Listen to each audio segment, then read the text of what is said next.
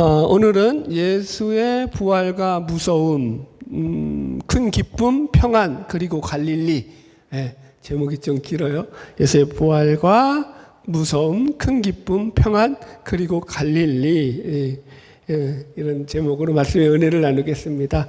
오늘 본문 내용도 우리 지난주에서 예수님의 부활에 대한 내용입니다. 그래서 본문 말씀을 한 구절 한 구절 풀어나가다 보니까 이게 제목이 그냥 쭉 길어졌는데, 그렇다라는 것은 예수님의 부활이 이 성경에서 우리에게 전하고 싶은 메시지가 많다라는 거죠. 예수님의 부활에 대해서 하고 싶은 말이 성경이 많은 거죠. 근데 이제 이게 축약돼서 나오는 거죠, 사실은. 그래서 저는 오늘 말씀을 제가 이제 준비하면서도 말씀을 준비하는 가운데 제 안에서도 말씀 가운데 많은 은혜를 누렸던 그런 시간들이었습니다. 성경은요, 우리에게 그러니까 기본적으로 하나님을 믿고 예수를 믿으려고 하는 그런 자들을 향해서 하나님께서 큰 호의와 관심과 사랑을 갖고 계시다라고 이야기를 하거든요. 그게 좀 느껴지셔야 돼요. 하나님이 나에게 좀 호의로운 분이신가요? 그러니까 이런 거잖아요. 만나면, 여러분 보세요. 호의적이라는 것은 보면은 어떻게 해요? 얼굴에. 웃어요. 상대를 향해서 방긋 웃거든요. 그리고 그 상대를 향해서, 그렇죠? 친절하게 말을 내뱉어요. 그게 호의적이라는 표현이잖아요. 저를 보면 웃으셔야 돼요.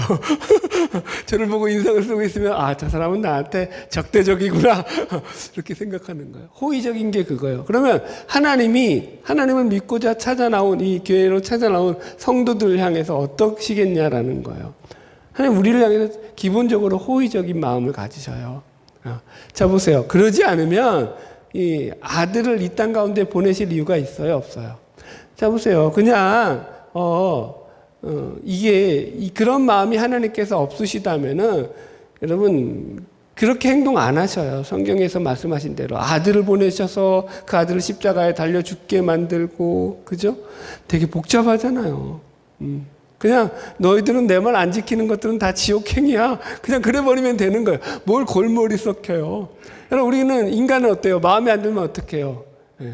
그 사람이 나와 가족 관계라든가 인연을 끊을 수 없는 그런 관계가 아닌 이상은 어떻게 해요? 마음에 안 들어. 그러면 다음에 얼굴 볼 일 아니야. 그러면 싹 잘라내버린다면 그 말이란 말이에요. 근데 하나님은 그렇게 안 하신다니까요. 그러니까 기본적으로 하나님이 우리에게 호의를 갖고 계시고요. 우리에게 하나님의 그 사랑을, 은혜와 긍휼을 베푸시고자 하신다라는 것이 성경에서 하나님을 믿는 백성들에게 보여주고 있는 하나님의 기본적인 이 자세고 하나님의 이 포지션이에요. 그러니까 우리가 그 하나님의 은혜를 누리면서 지금 우리가 살아가고 있는 거거든요. 한 주간 어떻게 삶이 어떠셨어요? 그런 시간들을 좀 보내셨나요? 내가 하나님으로부터 사랑을 받고 있구나. 이런 마음을 가지고 사셨나요? 아니면, 아이고, 힘들어. 또 이렇게 사는 게 빡세냐.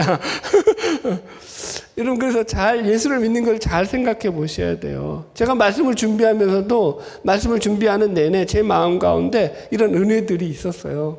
하나님으로부터 누리는 그런 호의적인 마음들, 하나님 나에게 주시고자 하는 그 따뜻한 그 마음들. 그래서 이 마음들이 또 오늘 말씀을 나누는 시간 동안에도 여러분들에게 똑같이 전달되어서 그 은혜가 함께 누려지는 귀한 시간이 되기를 소망합니다. 바라기는 오늘 말씀을 통해서 하나님이 부어주시는 은혜가 함께하기를 바랍니다. 자, 이제 말씀의 본론으로 들어가서 우리가 지난주에 이제 예수님의 무덤가에서 예수님의 장례를 치르기 위해서 그 무덤가를 찾아 나왔던 이 여인들에게 천사들이 나타나서 예수의 부활 소식을 전한 것까지 살폈어요. 이제 오늘은 이제 이 부활 소식을 전해 들은 여인들의 반응하는 장면부터 그 내용들을 이제 시작하려고 해요. 여기 일단 5절부터 7절까지 그냥 우리가 복습하는 의미에서 쭉 같이 읽어볼게요. 5절로 7절. 천사들이 이제 이 여인들에게 나타나서 하는 말이에요. 같이 읽읍시다. 시작. 천사가 여자들에게 말하여 이르시되 너희는 무서워하지 말라. 십자가에 못 박히신 예수를 너희가 찾는 줄을 내가 아노라. 그가 여기 계시지 않고 그가 말씀하시던 대로 살아나셨느니라. 와서 그가 누우셨던 곳을 보라. 또 빨리 가서 그의 제자들에게 이르되 그가 죽은 자 가운데서 살아나셨고 너희보다 먼저 갈릴리로 가시나니 거기서 너희가 배우리라 하라. 보라 내가 너희에게 일렀느니라 하거늘. 예. 지금 이제 천사가 이 여인들에게 빨리 가서 제자들에게 그가 죽은 자 가운데서 살아나셨다. 갈릴리에서 너희들보다 갈릴리로 먼저 가서 그가 너희들을 배울 거다라는 이야기를 전하라고 지금 그렇게 이야기합니다. 그러자 이제 여인들의 반응이에요. 이 천사들의 그 말을 들은 8절 읽읍시다. 시작. 그 여자들이 그 무서움과 큰 기쁨으로 빨리 무덤을 떠나 제자들에게 알리려고 다름질할세. 첫 번째 반응은 뭐였다고요? 그들이 무서움과 큰 기쁨이었대요. 그래서 첫 번째가 무서움이죠. 무서움. 그러니까 이 무서움은 물론 여기 그 앞에 4절에 나오는 경비병들이 무서워가지고 떨면서 기절해가지고 죽은 자 같은 상태가 되었다는 그런 무서움과는 좀 다른 거예요. 여기서는 이제 죽은 자가 살아났다는 이 부활 소식을 듣고 나서 오는 그런 어떤 무서움이에요. 여기 그래서 10절에서도 이 부활하신 예수님을 보고 이 여인들이 사실은 무서워했어요. 그러니까 예수님이 뭐라고 말하냐면 10절 보세요.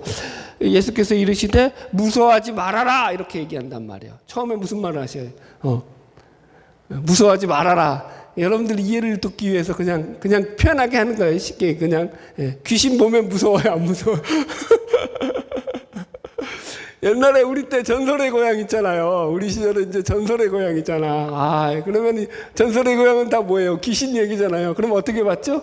입을 뒤집어 쓰고 고개 빼꼼 내밀고 막 무서워가지고 그렇게 봤거든요. 지금은 안 무섭겠죠. 그런데 그때는 왜 이렇게 그게 무서웠는지 몰라요. 그러니까 그런 어떤 초월적 존재를 경험했던 것에 대한 무서움과 더불어 이게 이제 뭐라 그럴까요? 이 신적인 그 어떤 영광이죠. 죽은 자가 살아났다고 하는 것에 대한 그 두려움이 인간 가운데 누구나 있어요. 이게 죄인된 인간의 입장에서는요, 이게 당연히 있을 수밖에 없는 거예요. 그래서 이걸 성경적인 표현으로 하면은 믿는 자들의 이런 신적인 어떤 존재에 대해, 신적 영광에 대한 두려움을 가리켜서 경외감이라고 얘기해요. 경외감. 이 경외감이라는 게 무슨 뜻이냐면은 하나님을 두려워하는데 그냥 두려워하기만 하는 게 아니라 그분의 어떤 절대 주권과 그 능력을 인정함으로 말미암아 그의 전능하심 앞에 자신이 무릎을 꿇는 거예요. 그분의 전능하심을 인정하심으로 말미암아 나에게 생겨나는 어떤 경외감. 자신의 겸손함, 이게 바로 이 무서운 경외감이라는 거죠. 생각해 보세요. 어떤 인간이 죽었다가 살아나는 인간이 인간 세계에서 또 있어요? 예수 말고. 누가 살아났나요? 죽었다가. 물론 있더라. 그거 옛날에 어느 불교 승이었는데 어디더라? 하도 오래된 기억이라서 저쪽 태국 쪽인가 했던 그쪽이에요. 그쪽 지역인데 이 스님이 죽은 줄 알고 저거 하려고 이제 그죠? 이게 스님들은 저거 보통 저거 화장하고 뭐 그런 거 하잖아요. 살이 나오게. 근데 그거 장례 치르러 관 속에 넣고 가는 도중에 이 스님이 벌떡 살아난 거야. 더 재밌는 게 뭔지 아세요? 이 스님이 살아나서 자기가 예수를 만났다는 거야. 그래가지고 스님이 개종을 한 거야. 예수를 믿고. 재밌어요. 하여튼간. 몰라. 잘 믿었는지 나는 몰라. 하여튼 그런 얘기도 있어요. 근데 실제로 여러분, 인간이 죽었다가 살아날 수 있어요? 없어요? 어느 인간도 그게 불가능하거든요. 그런 인간이 존재하지 않아요. 오직 예수 그리스도만이 지금 죽음을 정복하고 살아나신 참 하나님 되심을 보여주는 거거든요. 그런 신적 영광 앞에서 지금 이 여인들이 두려워하고 무서워한다라는 거예요. 경외감을 갖는다. 그래서 우리 신앙에서는요, 이러한 경외감이 있어야 돼요. 신을 대하는 기본적인 인간의 두 가지 감정이 이거예요. 경외와 지금 본문에 나오듯이 무서움과 큰 기쁨이라는 거죠. 이 두 가지 감정. 큰 기쁨은 조금 이따 다루고, 그러니까 무서움, 신에 대한 두려움, 경외감으로 그를 섬기는 그런 마음이 있어야 돼요, 여러분들. 여러분, 그분이 어떤 분인지 모를 때 우리가 어떻게 행동할까요? 하나님이 어떤 분인지 몰라요. 그러면 여러분들 자기 멋대로 살아요. 일단. 이게 좀 위험하긴 해요. 율법주의적인 요소가 있어서. 그런데 여러분들에게는 도움이 될 거라고 해서 얘기를 드리는 거야. 주일에 예배를 드리는 거를요, 여러분 잘 생각해 보세요. 주일날 나와서 예배를 드리는데, 이 예배 드리는 거 이 한 시간이 하나님 앞에 우리가 하나님을 경배하고 찬양하는 시간이거든요. 그분의 신적인 그 어떤 권능과 영광을 우리 스스로 인정하고 그분에게 영광 돌리고자 나온 게 주일 예배잖아요. 그렇지 않아요? 그럼 이게 여러분들 그냥 우리가 대충 예배 드리고 대충 차려입고 나와서 될 문제예요? 아니에요. 사실은. 아니죠. 아니, 왜 주일날 꼭 목사는 양복을 입고 있어야 돼? 이것도 하나의 예의인 거긴 한데, 그게 꼭 그게 법칙이다 그런 얘기는 아닌데, 우리가 하나님 앞에 설 때 가장 최소한 그런 기본적인 마음가짐을 가지고 자세를 가지고 드려야 된다. 물론 조심해야 될 요소가 있지만 그럼에도 불구하고 우리가 신에 대한 경외감으로 신앙생활을 하는 것을 성경은 믿음이라고 이야기를 한다라는 설명을 드리는 거예요. 한 가지 읽어드릴게요. 시편 111편 10절이에요. 여호와를 경외함이 지혜의 근본이라. 그죠? 여호와를 경외래요. 성경은. 그게 지혜의 근본이라니까요. 그의 계명을 지키는 자는 다 훌륭한 지각을 가진 자이니 여호와를 찬양함이 영원히 계속되리로다. 그러니까 하나님을 정말로 믿는 신자다. 내가 하나님을 정말로 믿어 그러면 그 삶 가운데 하나님을 경외함으로 경거망동하는 그런 삶을 살지 않아요. 자기 욕심에 따라서 그냥 살아가지 않아요. 그분요, 우리의 죽음조차도 깨뜨릴 수 있는 분일 뿐만 아니라 우리에게 참 생명과 영원한 생명을 부여해 주실 수 있는 분이 그분이신 거예요. 아멘? 그런 존재를 여러분들 어떻게 우리가 두려워하지 않고 올바로 섬기지 않을 수 있겠어요? 두 번째, 그래서 이 무서움이 첫 번째였고, 두 번째가 큰 기쁨을 느꼈대요. 그죠? 이 큰 기쁨은 물론 이 복음이 주는 기쁨이에요. 부활하신 주님이 주님이 부활하셨다는 이 소식을 들은 기쁨이에요. 말이 안 되네. 보세요. 신앙이라는 게, 그래서 아까도 얘기했지만 이 경외감과 기쁨, 희락, 이런 것들이 우리 가운데 있다라고 말했어요. 그러니까 우리가 하나님을 믿는 신앙 가운데 신자된 가장 기본적인 감정 가운데 이 기쁨이라는 요소가 있다고요. 즐거움이 있다고요, 여러분들. 이 여인들이 크게 기뻐했다고 해요. 기뻐하는데. 그죠? 이 큰 기쁨이라는 건요, 이 부활 소식을 들었기 때문입니다. 바로 이게 복음이라는 거예요. 복음은요, 좋은 소식이고 복된 소식입니다. 복음은 우리에게 예수 그리스도께서 죽음을 깨뜨리시고 부활하셨다라고 이야기를 합니다. 자, 보세요. 여러분, 이렇게 표현해 볼게요. 여러분의 삶에 만약에 예수를 믿는데 기쁨이 없어요. 그럴 수 있어요. 그래서 이제 제가 점검해 드리는 거야. 나는, 그러니까 교회도 나오고 신앙도 가지고 예수를 믿는 것 같은데 내 삶에 기쁨이 없어. 라고, 여러분들이 만약에 그런 생각을 가지고 있잖아요. 그렇다면은 거기 속에서는 무언가 신앙에 문제가 있는 거예요. 왜 예수를 믿는데 기쁨이 없죠? 기쁨이 없다는 건 여러 가지 이유를, 원인을 거기서 찾을 수 있는데, 대표적인 이유 하나를 얘기하자면은 기쁨의 근거를 자기 안에서 찾기 때문인 거예요. 기쁨의 근거를. 내가 잘 돼야 기쁘고, 그죠? 내 가족들이 잘 돼야 기쁘고, 내가 열심히 해서 무슨 성과를 내야 기쁘고, 무슨 선한 일을 하거나 내가 착한 일을 해서, 내가 내 마음 가운데 어떤 자랑할 만한 것들이 생겨나야 기쁘고, 기쁨의 근거를 자기에게서 찾을 때 여러분요, 그 기쁨은요, 흔들릴 수밖에 없다고요. 근데 성경은 어떻게 기뻐하라고 했죠? 사도 바울이 빌립보에서 항상 기뻐하라. 그래요. 감사합니다, 감사님. 항상 기뻐하라. 항상 기뻐해요, 여러분들? 그러니까 이건 명령이란 말이에요. 항상 기뻐하라는 거, 그러니까 기쁨의 근거를 너 자신에게 가지라는 거예요, 말라는 거예요. 너 자신으로부터 기쁨의 근거를 가지지 말라는 거예요. 기쁨은 누가 주는 거야? 하나님이 주시는 거야. 기쁨은 아버지로부터 오는 거야. 기쁨의 근거는 하나님으로부터 주어지는 거야. 여러분, 복음은 내가 예수를 열심히 믿었더니 하나님이 나에게 복을 주시더라 이렇게 얘기 안 해요. 우리 한국교회는 다 그거 아니야. 복받기 위해서 여기 교회 나오고 복받기 위해서 예수를 열심히 믿어야 되고 11조도 해야 되고 뭘 해야 되고 뭘 해야 되고. 아니, 성경에 그런 약속이 어디 있어요, 여러분들. 그건 내가 믿고 싶은 대로 믿는 거지. 복음은 본질적으로 너희들이 무엇을 했기 때문에 내가 너희들에게 복을 준다는 복음이 아니에요. 복음의 본질은 너희들이 죄인 되었을 때에, 그죠? 너희들이 죄인 되었을 때 하나님께서 너희들을 사랑하셔서 그 아들 독생자를 너희들에게 보내주신 게 복음이야.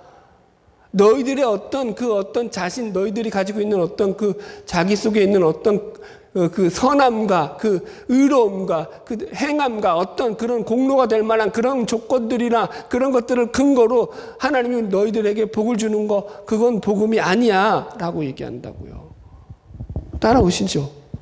그럼 늘 기쁘셔야 돼요. 그래서 내가 안 기쁘잖아요. 그럼 이렇게 이렇게 내가 마음속에서 좀 우울한 생각이, 저도 내향인이거든요. 내성적이거든요. 저는요, 그래서 늘 우울할 때가 더 많아요. 인생의 7분의 3은요, 7분의 3으로 나눈다면 나는 7이 우울한 쪽이야. 그냥 삶 자체가 우울해. 그냥 내성적인 인간이라서 그래요. 그래서 여러분들이 이런 설교를 듣는 거예요, 사실은. 그러니까 파고들지. 기질이 이러니까. 그런데 여러분들 그때 어떻게 해야 돼요? 그럼 여러분 제가 안 기쁠까요? 아니라니까요. 내 안에서 기쁨을 안 뺏겨요. 마귀한테 안 뺏긴다니까요.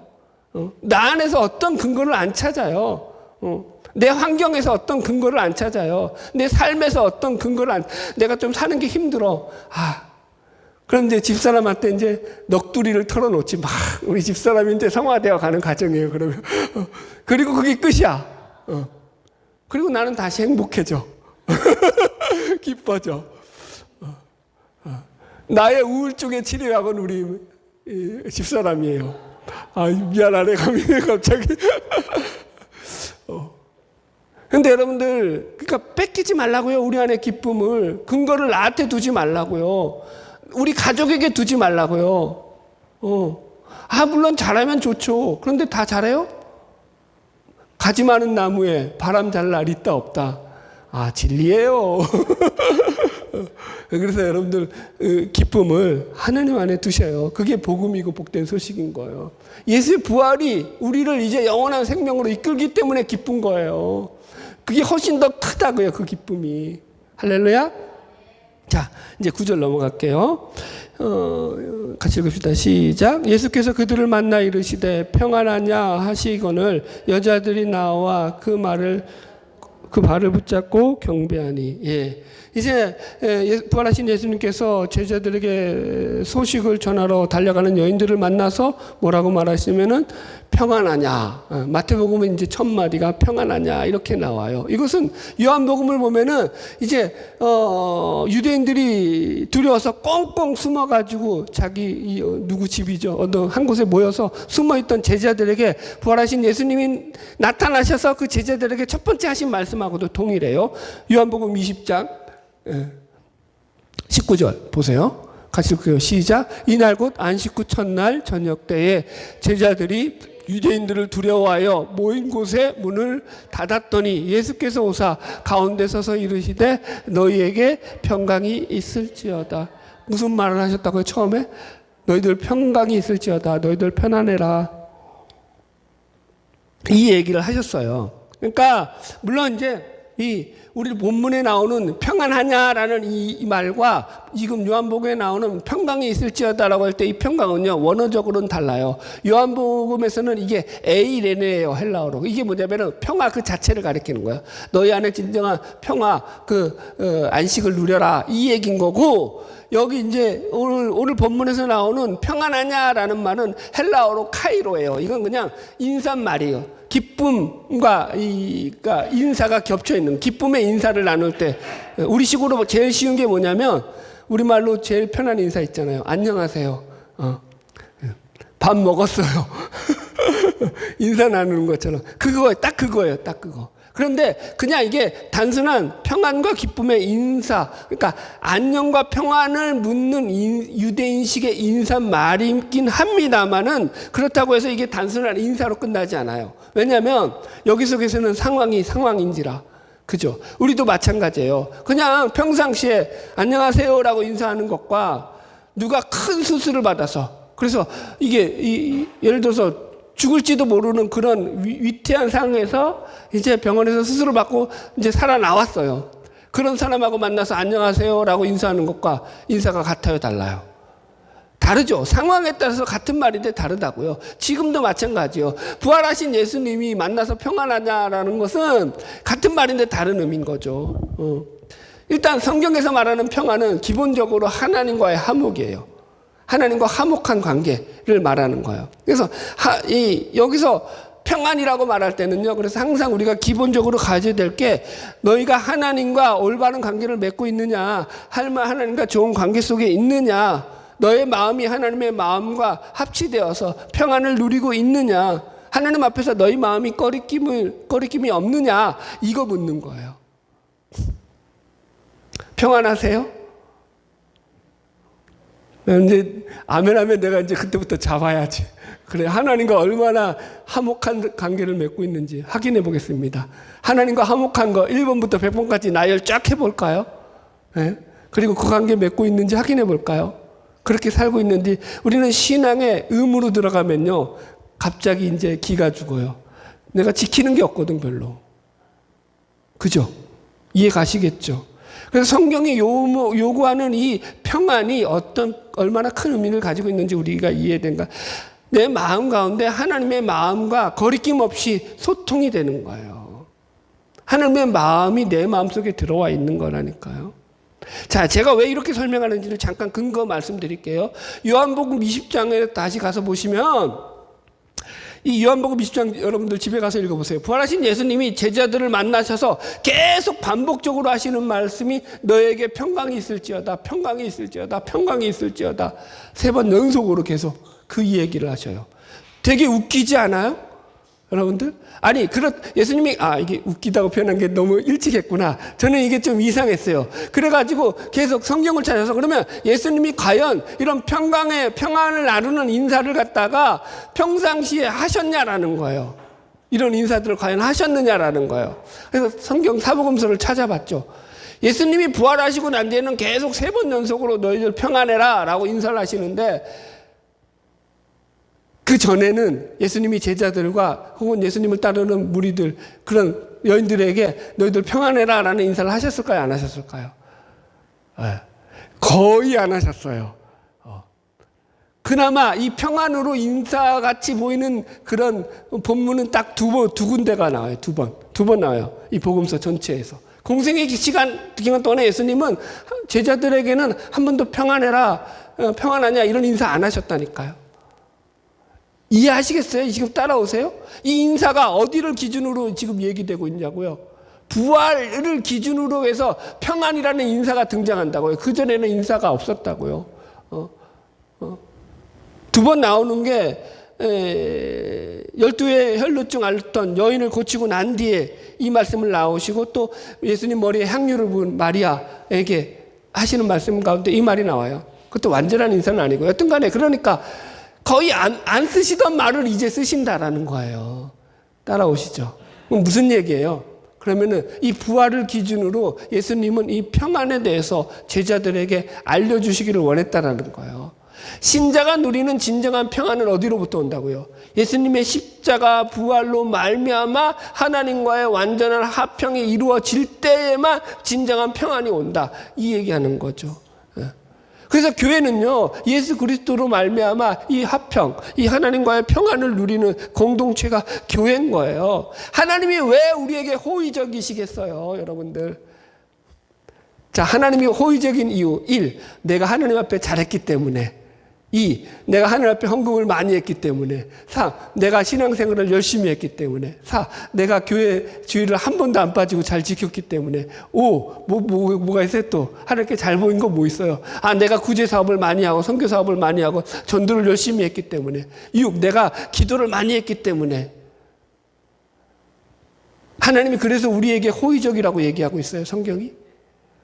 제가 너무 좀 부드럽게 해야죠. 그거 아니라고. 하나님의 호의, 우리에게 베푸시는 그 사랑과 긍휼과 호의는요, 우리의 그 어떤 자격과 우리의 어떤 실력으로부터 요구하시는 게 아니라니까요. 그저 우리가 좋은 거라니까요. 그래서 하나님이 우리를 보세요. 영접하는 자, 그 이름을 믿는 자들을 하나님의 자녀가 되는 권세를 주었다고 했단 말이에요. 우리 하나님의 자녀로 삼으신다고 얘기하잖아요. 혈육관계라니까요. 여러분 자식들에 대해서 어떻게 생각하세요? 기본적으로 이런 거예요. 자식들은요, 못하면 뒤지게 패주고 싶죠. 막 그냥 속이 막 끓죠. 그런데 자식은요, 그럼에도 불구하고 뭐예요?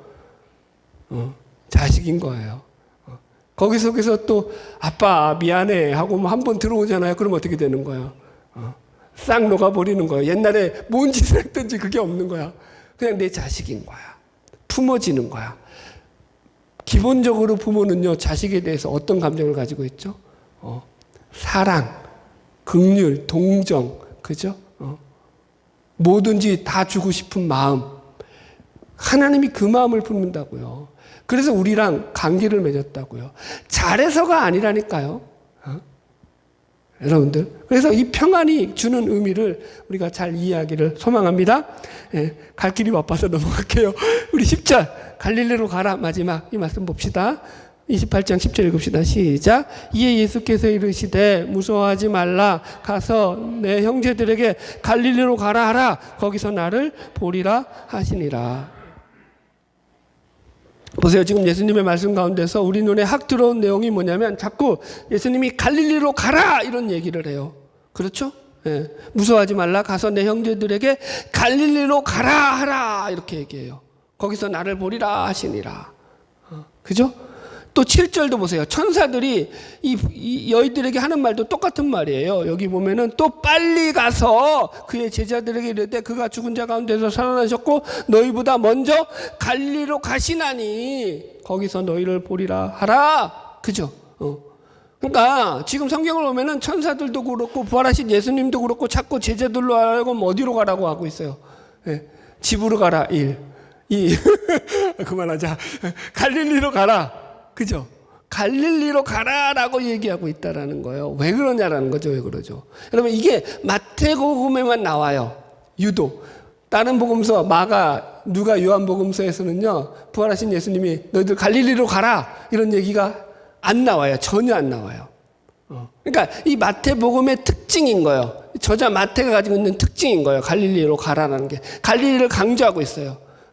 무슨 얘기냐면은 마태는요, 마태복음의 특징 가운데 하나면 마태 공동체의 특징 가운데 하나가 뭐냐면은 교회 공동체를 강조하고 있어요. 교회 공동체. 마태, 마가, 누가, 요한복음, 사복음서에서 교회라는 에클레시아라는 이 교회라는 말이 나오는 곳이 마태복음밖에 없어요. 다른 복음서에서는요, 이 교회라는 용어 자체가 안 나와요. 그죠? 마태복음 16장에서 베드로의 주는 그리스도시요 살아계신 하나님의 아들이시니다라고 있는 이 신앙 고백에 내가 그죠? 이 반석 위에 내 교회를 세우나니 음부의 권세가 틈타지 못할 거야라고 얘기하시잖아요. 그러니까 마태복음만 이 교회라는 용어가 쓰여 있다라는 거예요, 여러분들. 그럼 왜 다른 복음서에서는 이 교회라는 용어가 안 쓰여 있느냐? 아마도 아직까지 이 초대교회가 생성되는 이 시기에 아직 막 전환기적인 시점이잖아요. 이때는 이 에클레시아라는 용어가 교회라는 용어로 본격적으로 사용되지 않았을 시점이라고 그렇게 추측할 수 있어요. 정확한 이유는 몰라요. 저도 그냥 추측하는 거예요. 그런데 유독 마태는 그런 시기에 이 교회라는 용어를 사용하고 있다고요. 그럼 뭘 말해요?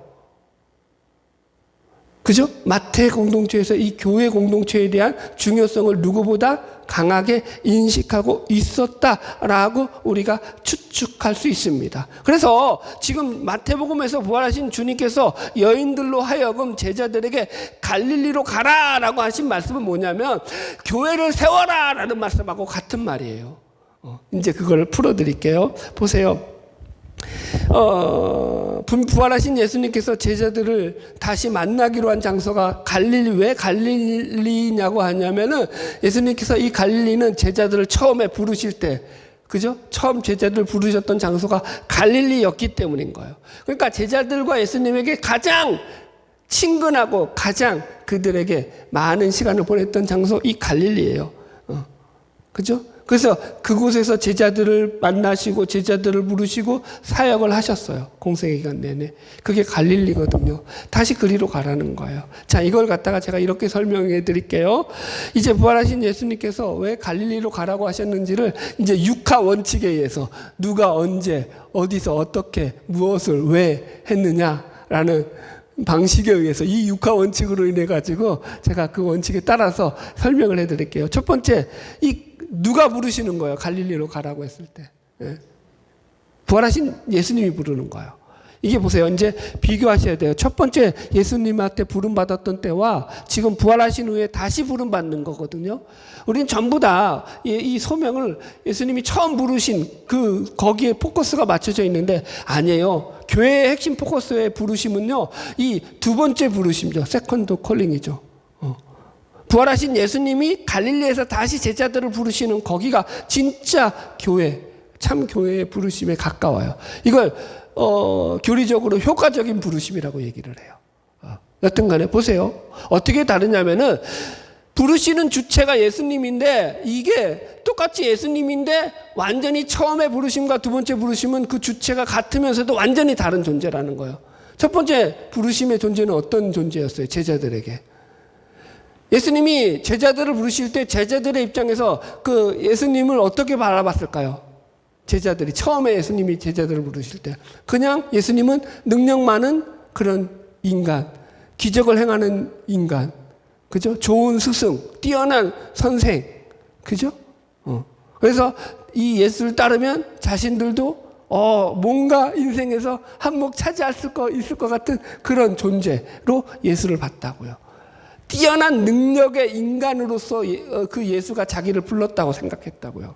그런데 부활 후의 예수님은요, 제자들의 입장에서 누가 부르는 거예요? 이제는 똑같은 예수님인데 완전히 바뀌었어요.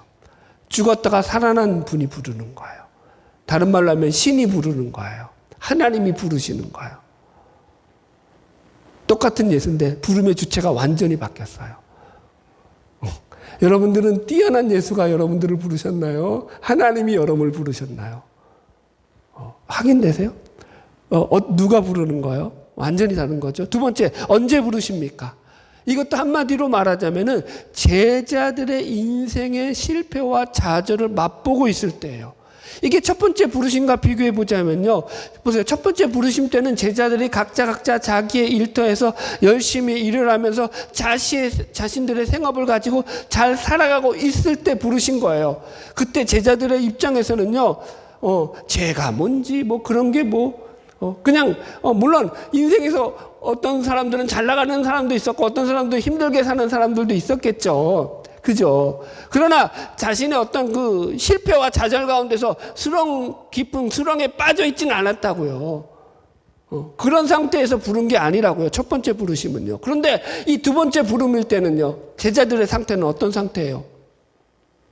자신의 스승이었던 예수님을 십자가에 달려 죽을 때 다 배반하고 도망쳤던 자들이었다고요.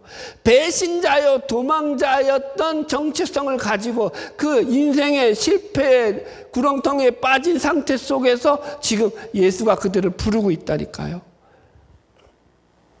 낙심에 빠져있는 그들을 부르는 거예요. 패배의식에 빠져있는 그들, 실패한 자아상으로 쩔어있는 그들을 부르시는 거예요.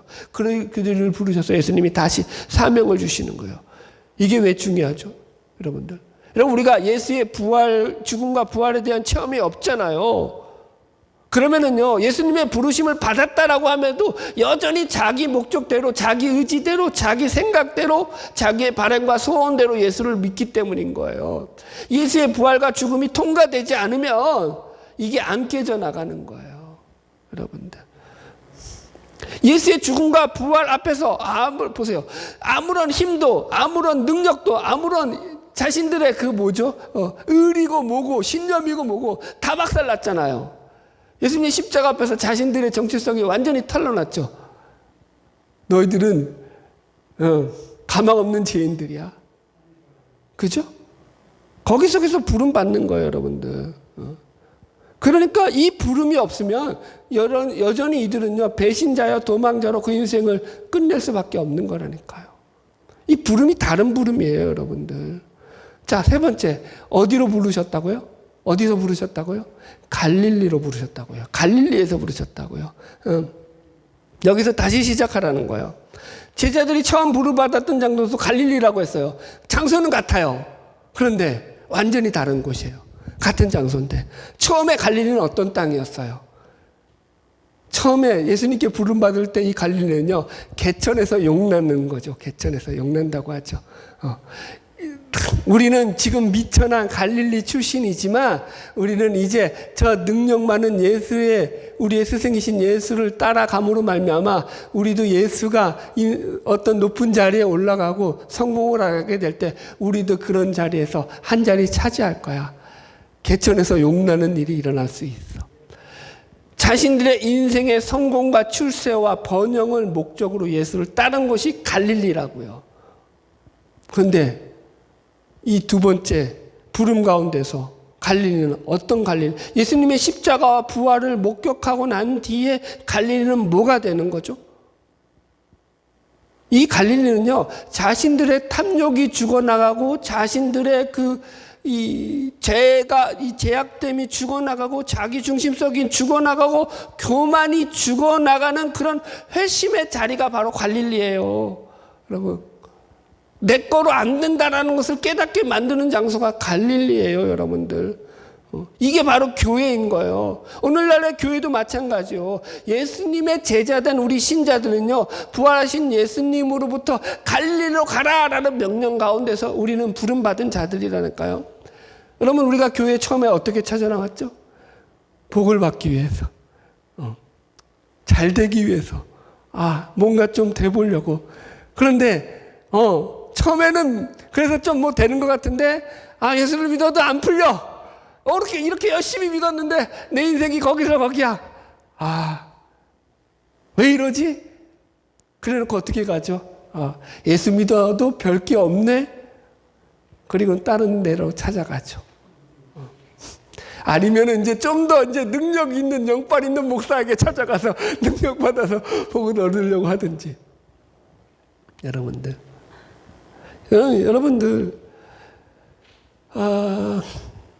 그게 바로 우리가 죄인이라는 그런 증거예요. 교회는 여러분들 거기 속에서 깨져나가는 거예요. 여러분들이 교회 나와서 가장 체험할 게 뭐냐면은 예수 믿어도 별거 없네를 체험하셔야 돼요. 그리고 거기서부터 누가복음의 엠마오로 자기 고향으로 돌아가던 그 두 제자처럼 여러분들이 거기서부터 자기가 바랐던 것들이 깨지고 꺼져나가는 경험을 해야 돼요.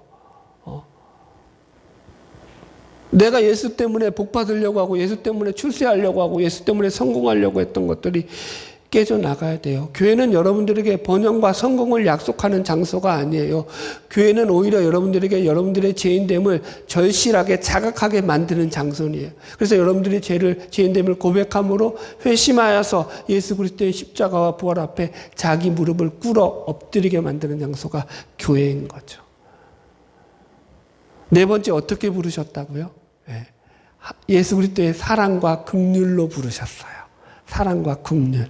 보세요. 예수님이 제자들을 부르실 때 특별히 제자들 가운데 더 특별한 죄를 지어서 부름받았다라고 했던 제자들은요, 처음에는 아무도 없었어요. 다들 죄가 뭔지도 모르고 부름받았다니까요. 갈릴리에서 처음 부름받을 때 나는 죄가 뭔지 압니다, 예수님. 그래서 예수님에게 특별히 기염을 받아서 부름받은 제자 하나라도 있어요? 아니에요. 세리마태도 그렇지 않았어요. 지가 잘 산 줄 알고 떳떳하게 그렇게 불렀다니까요. 여러분들, 각자 자기의 자리에서 열심히 살면서 그렇게 부름받았다고요. 그들이 무슨 특별한 죄를 예수님이 발견해서, 그래서 니들은 이런 죄가 있으니까 니들은 깨끗해져야 돼, 그러니까 나를 쫓아와야 돼 라고 해서 부른 게 아니라고요. 그런데 이 두 번째 부름은 완전히 다른 거죠. 여러분들 보세요. 상황이 완전히 역전돼요. 3년 동안 예수님을 쫓아다니면서 이 제자들이 예수님의 말씀과 설교. 그리고 또, 그죠? 그 죽으심과 부활을 목격하면서 깨달은 게 뭐죠? 아, 나는 천상재인이다. 나는 죄밖에 지은 게 없다. 나는 예수를 배신한 배신자요, 도망자다. 한마디로 자기 중심성의 이 죄인 때 그 자각이 눈을 뜨게 된 거죠. 자, 보세요. 복음서를 보면은 의외로 예수님이 부활하셨음에도 불구하고 이 부활의 소식을 듣는 그 제자들의 그 분위기가 어떻게 나오냐면은 되게 침침하게 나와요. 어둡게 나와요. 밝게 안 나와요. 야, 예수가 부활했다. 우리가 이제 희망을 얻었구나. 우리 이래야 될 것 같잖아요. 부활하신 예수를 봤는데 그렇게 안 나온다니까요. 아주 좀 어둡고 색깔이 침울하게 나와요. 예수는 부활했는데 제자들이 성경책을 좀 읽어보세요. 왜 그럴까요? 왜 그럴까요? 예수의 부활과 나의 배반은 관계가 없는 거예요. 그분은 부활했을지라도 나는 여전히 배신자인 거고, 여전히 나는 도망자인 거고, 여전히 나는 몹쓸 인간인 거고, 이게 회복이 자신의 더러운 정체성이요. 해결됐어요? 안 해결됐어요? 예수가 부활했다고 내가 배신자인 게 사라지나요? 사라져요? 안 사라져요? 안 사라진다니까요. 인간은 그래요. 그러니까 그 죄에 묶여 있는 거죠. 아직까지.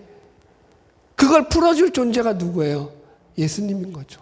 예수님이 그들을 풀어주시는. 그래서 계속 복음서에서 얘기했잖아요. 왜 예수님이 평안하냐, 평안하라, 평안하라. 왜 그 얘기 왜 하냐고요. 그거 풀어주시는 거예요. 자, 보세요. 예수님이 부활하셔서 할 얘기가 너무 많아서 다려. 예수님이 부활하셔서 복음서를 보면은 제자들을 만나시는데 한 번도 예수님이 제자들에게 너희들 그때 왜 도망갔냐? 너희들 왜 그때 나 배신했냐? 한 마디라도 묻는 게 있어요? 없어요? 없어요. 그들의 잘못과 그들의 죄를 예수님이 다 덮으셔요. 그리고는 오히려 그들을 품으셔요. 안으셔요.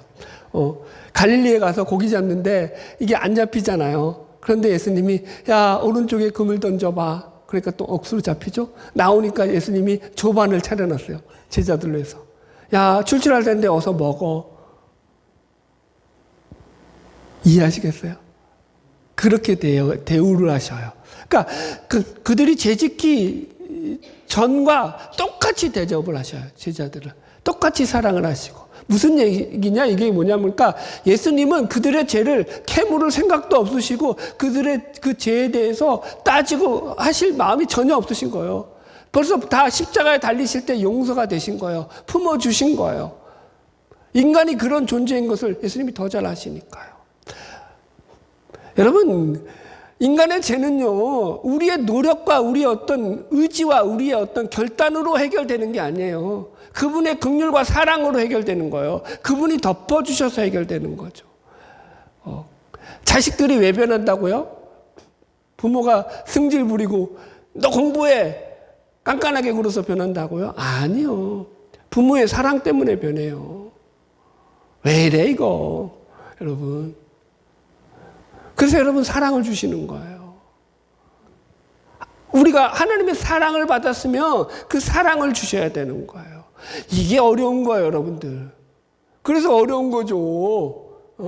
그냥 뭐 될 것 같으면 뭐 여기까지 할게요.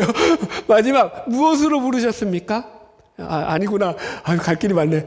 5번째 무엇으로 부르셨냐면 예수의 증인됨으로 부르셨어요. 땅 끝까지 이르러 내 증인이 되라. 사도행전에 보면요.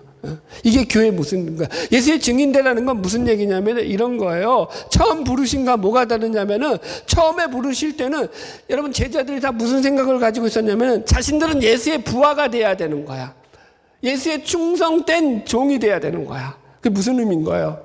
그러면 뭐예요? 그 대장이 잘 나갈 때 그 밑에 부하들은 직급이 올라가요? 안 올라가요? 대장이 올라가면 자기들도 올라가지. 그러니까 어떻게 하든지 예수님에게 잘 보여야 되고 어떻게 하든지 예수님에게 그죠? 한 자리 차지하려고 그런 식의 부름받은 그런 마음을 가지고 예수를 대했다고요. 그런데 예수가 부활하시고 난 뒤에 예수님께 부름받은 제자들은요, 이제 예수의 말씀과 예수의 십자가와 예수의 부활을 목격한 목격자로서 예수의 증인들로 살아간다고요.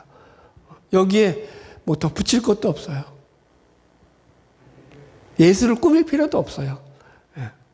잘 보일 필요도 없어요.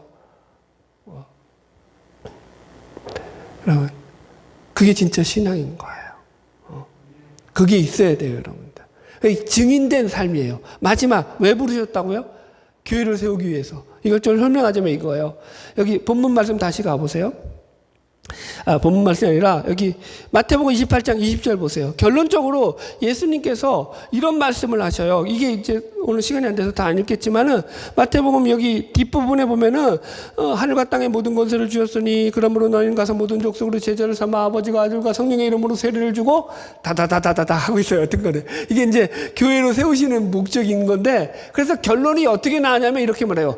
내가 너에게 분부한 모든 것을 가르쳐 지키게 하라. 볼지어다 내가 세상 끝날까지 너희와 항상 함께 있으리라. 이게 부르시는 목적이에요. 이유예요. 뭐 하시려고? 내가 너희와 항상 함께 하기 위해서, 있기 위해서, 너희와 동행하고 너희와 함께 있기 위해서 너희를 부르셨다라는 거야. 그러니까 하나님이, 그 위대한 신이 나와 같이 있기 위해서 나를 부르신다고요. 나와 나를 가족 삼기 위해서 나를 부르셨다고요. 내가 좋으셔서 나를 부르셨다고요. 성경적으로 표현하면 그거예요, 여러분들. 그래서 제가 늘 강조하잖아요. 믿음이란 하나님과의 관계고, 그런데 어떤 관계예요? 하나님이 좋아지는 관계여야 되는 거예요. 하나님을 좋아하는 관계가 돼야 돼요. 하나님이 좋으셔야 돼요. 무엇보다 좋아야 돼요. 무엇보다, 돈보다 좋으셔야 돼. 그래서 하나님이 너무 좋아서 내 삶이 그 하나님과의 맺은 관계 때문에 여전히 상황과 환경과 처지가 어렵고 힘들지라도 그걸 넘어서서 하나님이 좋은 거예요. 왜? 하나님이 나와 함께하고 있으니까. 그게 교회라고요.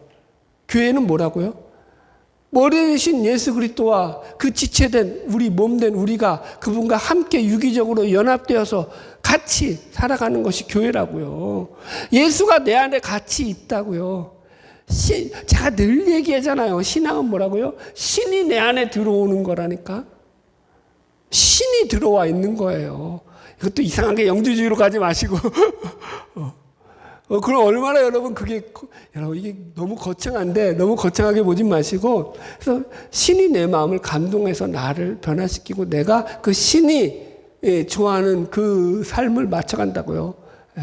우리 집사람이 여러분 제가 좋아하는 것들이 뭔지를 알겠죠. 음식을 어떻게 해줄까요? 제가 좋아하는 반찬을 해줄까요? 아니면 제가 싫어하는 반찬을 해줄까요? 아니요. 건강한 반찬을 해줘요. 우리 아웃자를 느끼고 무슨 반찬 해준다고요? 좋아하는 거 해줘요. 상대가 좋아하는 거. 이해하시겠죠? 똑같아요. 좋아한다라는 게 그런 거라니까요. 천국이 여러분 저 위에 죽어서 올라가는 그 하늘나라 거기만 생각하면 안 돼요. 하나님이 좋아서 그분이 뭘 좋아하고 그분이 뭘 싫어하는지를 내가 알아서 그분과 같이 삶을 살아가는 거예요. 그래서 그분이 싫어하는 게 대표적인 게 죄니까 나도 같이 싫어해줘야겠다 이 마음이 드는 게 믿음인 거고요. 여러분들 할렐루야. 결론입니다. 오늘 말씀에 대해서 우리가 이제 부활하신 예수님의 말씀을 나눴습니다. 여러분, 그러니까 부활한 예수님은요, 갈릴리로 가라고 마태복음을 통해서 계속 얘기하시는 목적이 뭐냐면 교회를 세우라는 거예요. 왜? 그래야지 너희들과 내가 같이 한 몸에서 함께 생활할 수 있기 때문에 함께 살아가는 거야. 나와 너희들이 따라 떨어진 존재가 아니라 같이 그 안에서 기쁨과 소망과 평안을 누리며 사는 존재이기 때문이라는 거죠. 이게 바로 교회라는 거죠. 그러므로 각자 여러분들의 삶 속에서 내가 과연 어떤 교회를 세워가고 있는지를 확인해야 돼요. 내가 부활하신 예수님으로부터 갈릴리로 가라고 했던 나를 부르시는 그 갈릴리가 어디인지를 확인하셔야 돼요. 내가 복받는 자리로만 가고 있는지, 아니면 자기의 죄인됨을 철저히 깨달아서 그분 앞에 무릎 꿇고 그분의 은혜와 십자가의 은혜 때문에 철철 눈물을 흘리며 그 길을 걸어가고 있는지, 이거 확인 안 되면 여전히 자기 중심성에서 못 벗어나요. 그리고 그걸 믿음이라고 호도하면서 사기치는 그런 거짓된 가르침에 속아서 귀가 그죠? 팔랑거리죠. 조심하셔야 돼요. 여러분 참된 교회는 예수 그리스도의 십자가 부활을 증인으로서 증거하는 거예요. 그게 예수가 부활했다 이렇게 말하는 게 아니라 내 삶으로 증거하는 거예요. 내 삶에서 그게 증거가 돼요. 삶에서 증거 안 되면 그것까지 할게요. 어려워요. 그래서 삶이다. 믿음은 곧 삶이다. 여기까지 하겠습니다. 바라기는 주님이 주시는 은혜와 평강, 기쁨과 소망을 늘 누리며 나아가는 저와 여러분 되기를 소망합니다. 찬양하겠습니다.